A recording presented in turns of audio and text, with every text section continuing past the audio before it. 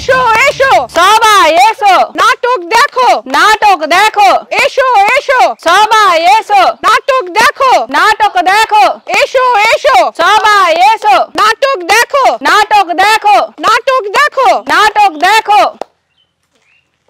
নমস্কার, আজ অজয়পুর গ্রামে এসে আমরা জলজীবনের পক্ষ থেকে আপনাদের সকলকে জানাই শ্রদ্ধা ভালোবাসা।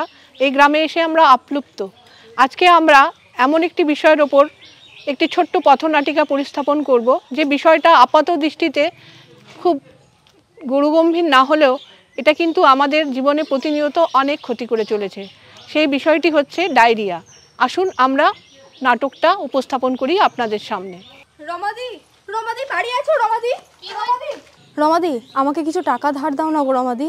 আমার ছেলেটার না দুদিন থেকে খুব বমি পায়খানা হচ্ছে, একটু ডাক্তার দেখাবো। আমাকে কিছু দাও না টাকা ধার, আমি শোধ করে দেবো, চিন্তা করো না। কিছু টাকা ধার দাও না। কেন রে, কি হয়েছে? তোর ছেলের শরীর খারাপ? শোন, টাকাটা তো বড় কথা নয়, চল আগে ছেলেটাকে নিয়ে গিয়ে স্বাস্থ্য কেন্দ্রে দেখায়। ওকে আগে সুস্থ করতে হবে, বুঝলি? আর শোন, ফেরার পথে না এই বিষয়টা নিয়ে আশা দিদিদের সঙ্গে কথা বলতে হবে। গ্রামে কিন্তু প্রত্যেকটা বাড়িতে বমি আর পায়খানা ডায়রিয়া লেগেই আছে। এই বিষয়টা কিন্তু খুব একটা জরুরি বিষয়, বুঝলি? স্বাস্থ্য কেন্দ্রে ফেরার পথে কিন্তু আশা দিদির সঙ্গে কিন্তু এই বিষয়টা নিয়ে কিন্তু আলোচনা করা আমাদের খুব দরকার। চল চল চল। যাক, নিশ্চিন্ত, বড় কোনো বিপদ হওয়ার আগে থেকে না বাচ্চাটাকে সুস্থ করা গেল, বুঝলি? চল এবার আশা দিদির কাছে যাই, গিয়ে এই বিষয়টা নিয়ে একটু আলোচনা করি। ওই তো আশা দিদি। ও দিদি, আমরা তো আপনার কাছেই যাচ্ছিলাম। আমরা বড় সমস্যায় পড়েছি দিদি। ও আচ্ছা আচ্ছা, হ্যাঁ তো কি সমস্যা একটু বলো। আমাদের গ্রামে না সবার খুব বমি আর পায়খানা লেগেই আছে, আমার ছেলেটারও তাই। আচ্ছা আচ্ছা আচ্ছা, আমি তোমাদের এই এলাকাতে আজকে এসেছিলাম, বুঝলে, জল পরীক্ষা করতে। তা ভালোই হলো, তোমাদের সাথে দেখা হলো। আমিও বেশ কিছুদিন ধরে ভাবছিলাম যে এবার স্বাস্থ্যকেন্দ্র থেকে আমি এবং আমার টিমের কিছু জনকে নিয়ে এসে তোমাদের গ্রামে আসব, সবাইকে বোঝানোর জন্য। এই যে বেশ কিছুদিন ধরে এই যে ডায়রিয়া, কলেরা, এই ধরনের যে মারণ রোগগুলো আমাদের এই গ্রামে ছড়িয়ে পড়েছে, এই রোগগুলো কেন হচ্ছে সেইগুলো আগে জানবো, এবং এর পাশাপাশি এখান থেকে আমরা মুক্তি কি করে পাবো সেগুলো কিন্তু আমরা জানবো। তাই তোমরা সবাই একসাথে জড়ো হও, এসো এসো এসো, সবাইকেই আমি বলি। ঠিক আছে দিদি, আমরা সবাইকে ডেকে নিই। হ্যাঁ হ্যাঁ হ্যাঁ, সবাইকে ডেকে নিয়ে এসো। তোমাদের এই এলাকাতে মোট কত পরিবার আছে? তা নয় করে 300 পরিবার তো হবে দিদি। বেশ, তাহলে তোমাদের এলাকায় যদি 300 পরিবার মাসিক যদি 500 টাকা করে যদি খরচা করে, তাহলে তোমরাই ভাবো কত টাকা চিকিৎসার পেছনে খরচা হচ্ছে। বেশ আশা দিদি, আমি বলে দিচ্ছি, কিন্তু অঙ্কতে তো খুব একটা ভালো ছিলাম না। বেশ, আমি মোবাইল থেকে বলে দিচ্ছি। ও বাবা, 1,50,000 টাকা! কত টাকা রে!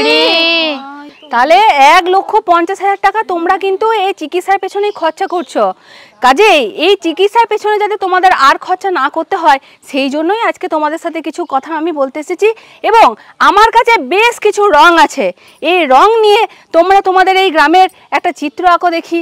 ঠিক আছে দিদি, ঠিক আছে।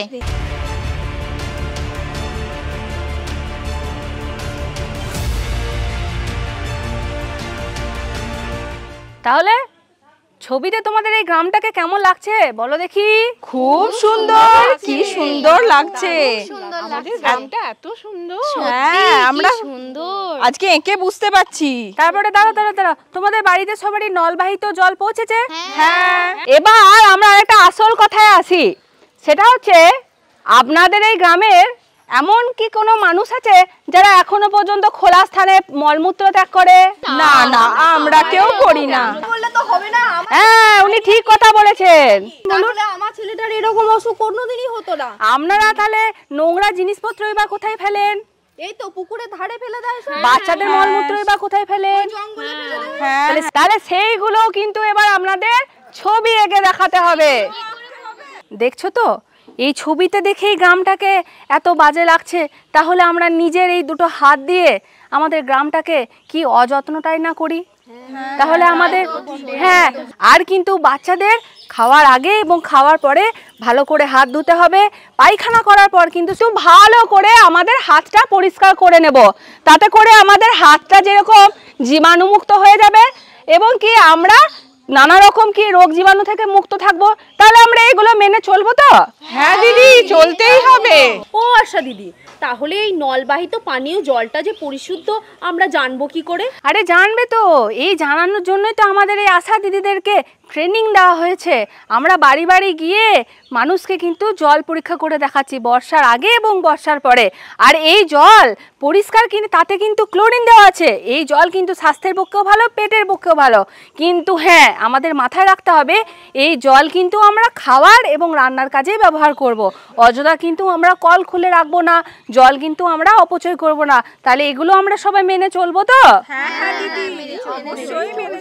তাহলে আমরা সকলে বুঝতে পারলাম যে সুস্থতার চাবিকাঠি আমাদেরই হাতে আছে। আমরা যদি পরিষ্কার পরিচ্ছন্ন রাখি, নিজেদের গ্রামটাকে স্বচ্ছ রাখি, তাহলে আমরা সুস্থ থাকবো, আমাদের এই ভোগান্তি হবে না, আর ডায়রিয়াও দূর হয়ে যাবে আমাদের গ্রাম থেকে। আজ তাহলে আমরা সকলে শপথ করব। জলবাহিত জল করুণ পান, নলবাহিত জল করুণ পান, জলবাহিত রোগ জলবাহিত রোগ দূর হটান, দূর হটান। দূর হটান।